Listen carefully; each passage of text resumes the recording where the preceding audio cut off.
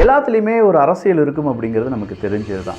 Europe union, ஐரோப்பிய ஒன்றியம் அப்படின்னு சொல்லி நம்ம அழைக்கிறோம் பார்த்தீங்களா, அது ஏன் உருவாச்சு, எப்படி உருவாச்சு அப்படிங்கிறது என்னைக்காவது யோசிச்சிருக்குமா?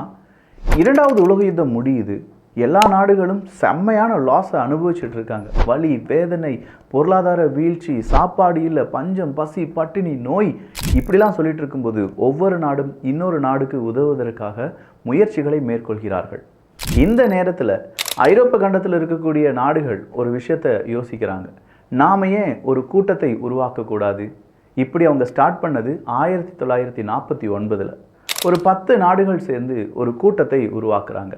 இந்த 10 நாடுகளுடைய கூட்டமைப்பு எந்தெந்த நாட்டுக்கு உதவி வேணுமோ இந்த 10 நாடுகள் அவங்களுக்கு உதவி செய்து கொள்வார்கள்.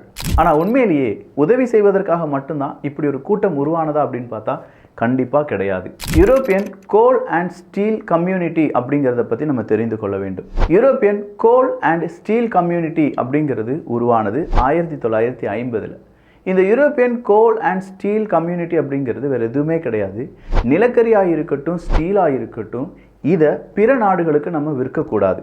நமக்கு நாமே விற்றுக்கொண்டு அதில் இருக்கக்கூடிய விஷயங்கள் எல்லாத்தையுமே, அதாவது ஆயுதங்கள் செய்வதாக இருக்கட்டும், வெசல்ஸாக இருக்கட்டும், புது கண்டுபிடிப்பாக இருக்கட்டும், நாமே செய்து கொள்ள வேண்டும்.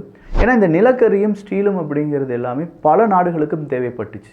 அவங்கவுங்க நாடை ரீகன்ஸ்ட்ரக்ட் பண்ணுறதுக்கு ட்ரை பண்ணிட்டு இருக்கும்போது நம்ம நாட்டை விட்டு இந்த வளங்கள் சென்றுவிடக்கூடாது அப்படின்னு சொல்லி உருவான 1950 உருவாக்கப்பட்ட இந்த கூட்டமைப்பு பிற்காலத்தில் 1992 ஒரு ட்ரீட்டியாக மாறுது, யூரோப்பியன் யூனியனுடைய ட்ரீட்டி. இது அமலுக்கு வந்தது 1993 அப்படின்னு சொல்லலாம். ஸோ பல நாட்டுக்கு உதவி எதுவுமே செய்யாமல் நமக்குள்ளேயே நம்ம உதவி செஞ்சு நாமே வளர்ந்து கொள்ள வேண்டும் அப்படின்னு உருவானது தான் யூரோப் யூனியனை தவிர ஏதோ பெரிய கொள்கைக்காக உருவானது அப்படிங்கிறதுலாம் கிடையாது. இப்போ அதே யூரோப் யூனியனுக்கு பல சிக்கல்கள் டொனால்டு ட்ரம்ப் வழியாக வந்துட்டுருக்கு. அதை பற்றி மேலும் தெரிந்து கொள்ள நம்ம சேனலை ஃபாலோ பண்ணிக்கோங்க.